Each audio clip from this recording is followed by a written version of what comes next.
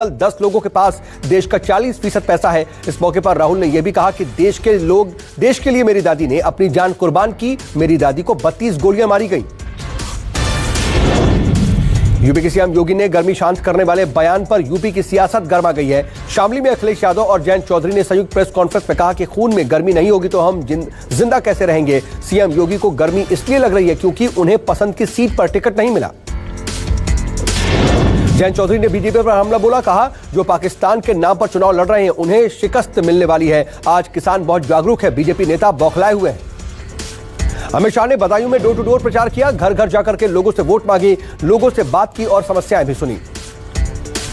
कल्याण सिंह के बोते का प्रचार करने पहुंचे अमित शाह ने अखिलेश पर तंज किया, कहा यूपी में माफिया या तो जेल में दिखाई देते हैं या तो सपा प्रत्याशियों की लिस्ट में। सीएम योगी ने बुलंदशहर के सिकंदराबाद में प्रचार किया, अखिलेश और जयंत चौधरी पर जमकर के हमला बोला, कहा ये जो दो लड़के हैं पहले भी आए थे लेकिन माल वही है, बस लिफाफा नया है। आगरा से चुनावी प्रचार शुरू करते हुए बीजेपी, सपा और कांग्रेस पर भड़की मायावती, कहा कांग्रेस की गलत नीतियों की वजह से ही बीजेपी सत्ता में आई तो सपा ने दलितों के साथ सौतेला व्यवहार किया। बीजेपी जातिवाद की राजनीति कर रही है। समाजवादी पार्टी में जाने की खबरों को स्वाति सिंह ने खारिज किया, कहा आजीवन बीजेपी का हिस्सा रहूंगी, पार्टी जो जिम्मेदारी देगी उसे निभाऊंगी। योगी सरकार में मंत्री स्वाति सिंह को बीजेपी ने लखनऊ की सरोजनी नगर सीट से टिकट नहीं दिया है, जिसके बाद स्वाति सिंह के समाजवादी पार्टी में जाने के कयास लग रहे थे। पूर्व ईडी अधिकारी राजेश्वर सिंह को टिकट दिए जाने पर मल्लिकार्जुन खड़गे ने बीजेपी पर बड़ा आरोप लगाया, कहा राजेश्वर सिंह को टिकट दिया जाना यह साबित करता है कि ईडी, सीबीआई और आईटी के अधिकारियों का इस्तेमाल विपक्ष को परेशान करने के लिए किया जा रहा है। बीजेपी से समाजवादी पार्टी में शामिल हुए स्वामी प्रसाद मौर्य अब पडरौना से नहीं बल्कि कुशीनगर के फाजिल नगर से चुनाव लड़ेंगे। खबर है कि आरपीएन सिंह के पडरौना से चुनाव लड़ने के कयास के बीच सीट बदल दी गई। यूपी के डिप्टी सीएम केशव प्रसाद मौर्य कल अपना नामांकन दाखिल करेंगे। कौशाम्बी के सिराथू विधानसभा सीट से मैदान में है केशव मौर्य। 2012 में केशव मौर्य ने मुश्किल हालात में भी दलित वोट बैंक के गढ़ में कमल खिलाया था। सीएम योगी 4 फरवरी को करेंगे नामांकन। गोरखपुर की सीट से पर्चा दाखिल करेंगे सीएम योगी। इस मौके पर सीएम योगी के साथ गृहमंत्री अमित शाह भी रहेंगे मौजूद।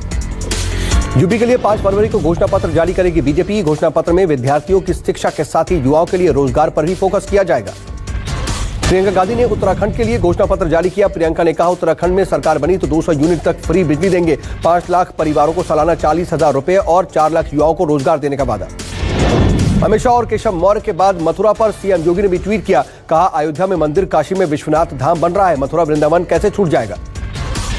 बजट 2022 पर पीएम मोदी ने बीजेपी के कार्यकर्ताओं को संबोधित किया, कहा भारत की अर्थव्यवस्था का लगातार विस्तार हो रहा है। पीएम बोले सरकार की कोशिशों के चलते 9 करोड़ ग्रामीण घरों में नल से जल पहुंचे हैं। राष्ट्रपति के अभिनंदन भाषण पर राज्यसभा में विपक्ष के नेता मल्लिकार्जुन खड़गे ने सरकार पर निशाना साधा, कहा विपक्ष जब आपके काम पर सवाल उठाता है तो आप कहते हैं कि धर्म खतरे में है। खड़गे ने कहा बेरोजगारी से युवा परेशान है क्योंकि काम नहीं मिल रहा। पश्चिम बंगाल की मुख्यमंत्री ममता बनर्जी को तृणमूल कांग्रेस का फिर से चेयरपर्सन चुन लिया गया। इस दौरान ममता ने कहा सभी क्षेत्रीय पार्टियां एकजुट होकर के लड़ाई करें और बीजेपी को हराएं। पंजाब कांग्रेस के पूर्व अध्यक्ष सुनील जाखड़ का सीएम की कुर्सी तक ना पहुंच पाने का दर्द सामने आया, कहा कैप्टन को हटाए जाने के बाद नए सीएम के चुनाव के दौरान 42 वोट मुझे मिले थे। सबसे ज्यादा वोट हासिल करने के बाद भी मेरा नाम सीएम की रेस से बाहर हो गया। देश में कोरोना के नए मामलों में गिरावट। 24 घंटे में कोरोना के 1,61,000 से ज्यादा मामले, लेकिन मौतों का आंकड़ा डराने वाला 1,733 लोगों की एक दिन में मौत।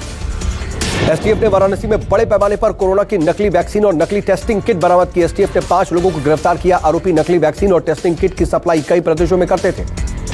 जम्मू कश्मीर के शोपियां में सुरक्षा बलों और आतंकियों के बीच मुठभेड़ हो गई। मुठभेड़ में सुरक्षा बलों ने एक आतंकी को ढेर कर दिया। अब भी इलाके में 1 से 2 आतंकी के छिपे आने की आशंका जताई जा रही है। सुपौल में गोली का शिकार हुई छात्रा इंटरमीडिएट की परीक्षा देने पहुंची, जिसके बाद वहां पर मौजूद लोगों ने छात्रा की तारीफ की। 28 जनवरी को छात्रा ने एक मनचले ने गोली मार दी थी। जम्मू कश्मीर से हिमाचल प्रदेश तक बारिश और बर्फबारी का अलर्ट। मौसम विभाग के मुताबिक 5 फरवरी तक बारिश और बर्फबारी के आसार हैं।